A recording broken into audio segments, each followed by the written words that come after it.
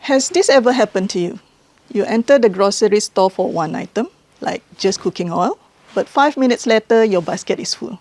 Bread, shampoo, chocolate, and many more that I swear jump into my basket without my consent.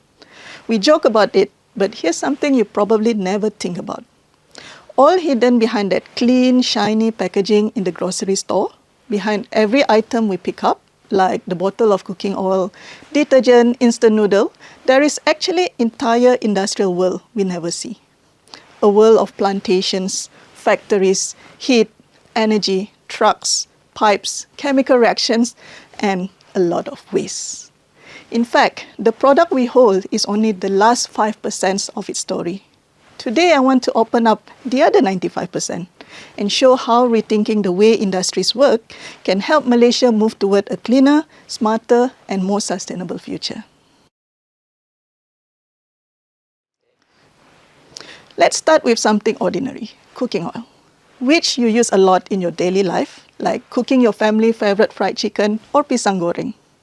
To produce cooking oil, all palm fruit must be planted, grown, harvested, sterilized using massive amounts of steam, pressed, refined, filtered, and then packaged. And every stage produces waste. For every 1 ton of crude palm oil, we produce 2.5 to 3.5 tons of wastewater, that is called pome, or also known as palm oil mill effluent. But wait, there's a whole buffet of other waste coming from the palm oil production, such as empty fruit bunches, mesocarp fiber, kernel shells, boiler ash, and many more. Most of this waste will convert into methane when decomposed, a greenhouse gas that is 28 times more potent than CO2. Others will go to the landfill or incinerated. That's just the industrial side. At the consumer end, according to the Star, Malaysians throw away 39,000 of waste every day, almost 1.17 kg per person. And if nothing changes, the New Straits Times warns we could run out of landfill space by 2050. So clearly, we cannot continue with business as usual. Why do we create so much waste? A major reason is that our factories work like introverts. They sit next to each other, but they don't talk. They don't share. They don't collaborate. Each factory buys its own materials, makes its own heat, treats its own wastewater, and builds all its own equipment, even if the factory next door already has the exact same thing. That's every plant for itself model creates inefficiency. Waste heat that could be reused is vented into the air. Byproducts that could be valuable are thrown away. CO2 that could be turned into chemical is released. Trucks are used for short distances where pipelines would work better. The problem isn't the factories themselves, it's the system design. Now, imagine an industrial park where factories behave like neighbors, not strangers, where they share steam, share heat, share CO2, share wastewater, and turn waste into value. This is industrial symbiosis. According to the World Bank, in 2018, there are over 250 eco-industrial parks globally already applying this concept, and it could be more now. In these parks, waste from one plant becomes a resource for another. Heat travels through pipes, not up the chimney. CO2 becomes a feedstock, not a burden, contributing to climate change. It's like the kampong spirit for factories. Everybody shares, everybody helps, and nothing is wasted. And this idea links perfectly to Malaysia's biggest environmental commitment. Malaysia has committed to achieving net zero greenhouse gas emissions by around 2050. This commitment is supported by our long-term climate strategies and the National Energy Transition Roadmap. To understand why integration matters, we must look at where Malaysians' emissions comes from. According to the national data, the energy sector such as electricity generation, transport, and fuel combustion produces about 78.5% of our total emissions. Industrial processes produce another 8%. That means nearly 87% of Malaysia's emissions come from energy use and industrial activity. And here is the crucial point. No single factory can reach net zero alone. Net zero cannot be achieved by fixing one plant at a time, or installing one renewable energy system, or treating emissions plant by plant. Net zero becomes possible only when industries operate as integrated clusters, sharing resources, exchanging heat, reusing wastewater, and capturing CO2 together. This requires system thinking, not silo thinking. And this is exactly where University Technology Malaysia, or UTM, contribution becomes important.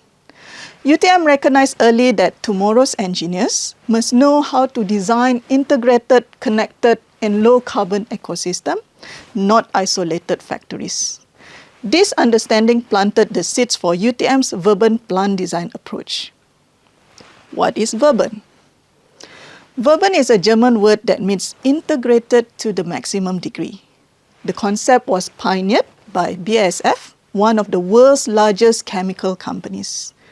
In a Verbund site, factories are not just neighbors. They are teammates. They share heat, they share steam, they share materials, they share utilities, and they recycle each other's waste. The result? Lower costs, higher efficiency, and dramatically lower emissions. One of the most successful examples of Verbund is the Kalundborg Eco-Industrial Park in Denmark. The integration resulted in 24 million euro savings and reductions in CO2, water, energy, and material. UTM recognized that this is the future of industry, not isolated factories, but integrated ecosystem. Why UTM adopted the Verbund approach? Around 2021, UTM noticed a big shift. Industries worldwide were moving from single plant thinking to system-level thinking. But engineering education was still teaching students to design the factory one at a time. UTM asked, how can we prepare students for the industries of tomorrow if we only teach them the industries of yesterday? So UTM created the Verbund Plant Design Project, a hands-on learning experience where students design not one plant, but an entire integrated industrial ecosystem. Students learn not just engineering, but negotiations, system thinking, resource circularity, carbon management, energy integration, and teamwork on a whole new level. Before we explore a real example of a Verbund system, it is helpful to understand how the project works. In this project, students are tasked with designing an entire integrated industrial park, not just a single factory. Multiple plants are developed together and connected through shared resources, energy flows, and material loops. To achieve this, students are divided into 3 major teams. The first is the anchor plant team. The anchor plant produces the main products within the industrial sites. However, the anchor plant does not produce only the main products. It also generates byproducts like heat, off-gases, wastewater, and sometimes CO2, streams that would normally be wasted. In a Verbund system, these byproducts or wastes become resources for other plants within the industrial. The second type of team is the subsidiary plant team. These students create plants whose purpose is to use the anchor team's byproduct and convert them into valuable new products. They close the material loops and reduce the amount of waste leaving the system. And finally, the third team is the centralized utility and waste plants team. This team designed the shared backbone of the industrial park, including steam and electricity generation, cooling water, wastewater treatment, hydrogen supply, and CO2 capture. Instead of every plant building its own system, a single central facility supplies them all. When all 3 teams finish their designs, students integrate everything into a unified Verbund system. They map how heat, materials, water, and CO2 move through the sites, and evaluate how much the integrated system improves efficiency and sustainability compared to a conventional isolated system. Let's look at a clearer example of how the plants connect inside a Verbund industrial park. Specifically, let's see how the byproducts from the anchor plants are transformed into value-added products in the subsidiary plant. In this first example, our first anchor plant produces polyethylene. During this process, it sends two intermediate streams to subsidiary plants. C3 crude sent to the subsidiary plant that produces isopropyl alcohol. Hydrogenated pyrolysis gasoline sent to the subsidiary plant that produces cyclohexane. These streams are not treated as waste. They are upgraded into valuable chemicals, maximizing the output of the anchor plant. In the second example, our second anchor plant processes crude palm kernel oil into fatty acids. This process also generates two important byproducts, stearic acid and glycerol. Instead of being discarded, these byproducts becomes feedstock for two subsidiary plants.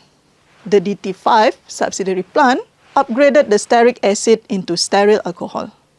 The DT9 subsidiary plant upgraded propylene glycol into glycerol.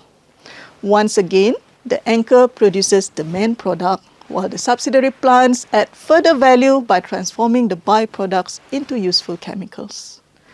Now, let's look at how central utilities emissions can be utilized by the subsidiary plants to produce other value-added products. Across this Verbund system, there are only two sources of CO2.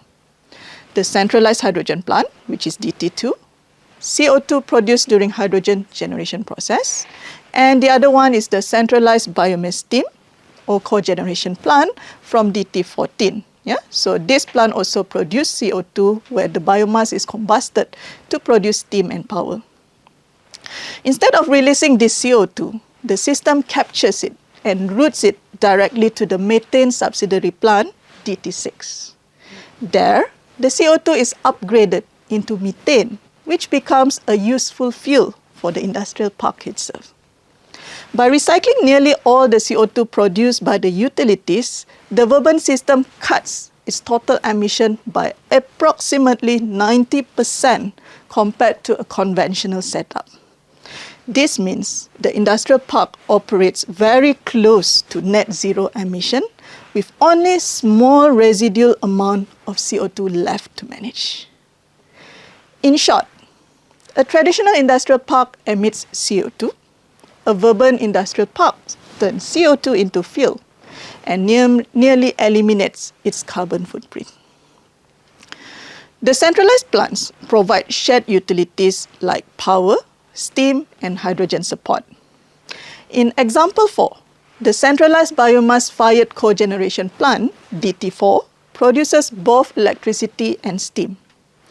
These utilities are then distributed to multiple plants across the park, both anchors and subsidiaries.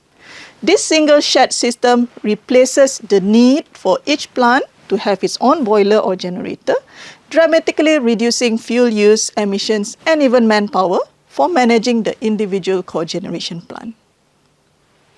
In the fifth example, the centralized hydrogen plant, DT2, produces hydrogen and distributes it to the plants that need it, including the stearyl alcohol plant, the propylene glycol plant, the methane plant, and the cyclohexane plant. Instead of installing separate hydrogen units, the entire plant relies on one efficient shared facilities. This is another example of how central utilities strengthen the Verbund system. Here is the entire Verbund idea in one clear picture. Anchor plant make the main products and generate useful intermediate streams. Subsidiary plant takes those streams, C3 crude, pyrolysis, gasoline, stearic acid, glycerol, and CO2, and upgrade them into valuable chemicals like isopropyl alcohol, cyclohexane, stearyl alcohol, propylene glycol, and methane. Centralized utilities provide steam, power and hydrogen to the entire industrial park. And they even supply CO2 to the methane plant, so nothing is wasted. Everything is connected, everything is reused, everything supports everything else. This is Verbund, a circular, efficient, net zero ready industrial ecosystem. So, the next time you pick up a simple bottle of cooking oil, remember the invisible industrial journey behind it. And remember, that journey can be redesigned. Waste can become value, CO2 can become methanol, water can circulate, heat can be reused, factories can collaborate, and industries can transform. And Malaysia can move closer to achieving net zero. UTM's Verbund project is preparing future engineers to design the industrial ecosystem that our country needs. Cleaner, smarter, more resilient, more sustainable. Before I end, I want to share a message for universities and educators everywhere. The challenge ahead, net zero, resource scarcity, industrial decarbonization, require graduates who can think in systems, not silos. The Verbund approach is more than an engineering method. It is a teaching philosophy, a way to train undergraduate students to design interconnected, low-carbon industrial ecosystems instead of isolated factories. Any universities can adopt this model. It can be applied across many fields, from chemicals to energy, from food processing to biorefineries, and from manufacturing to smart cities. If Malaysia and the world aim to reach net zero, we need graduates who understand integration, resource loops, and collaborative designs. That starts in our classrooms. When universities embed systems thinking and resource integration into their curriculum, they are not just teaching better engineering, they are shaping the workforce that will build the sustainable industries of the future. And that is how we begin to redesign the world. Thank you so much.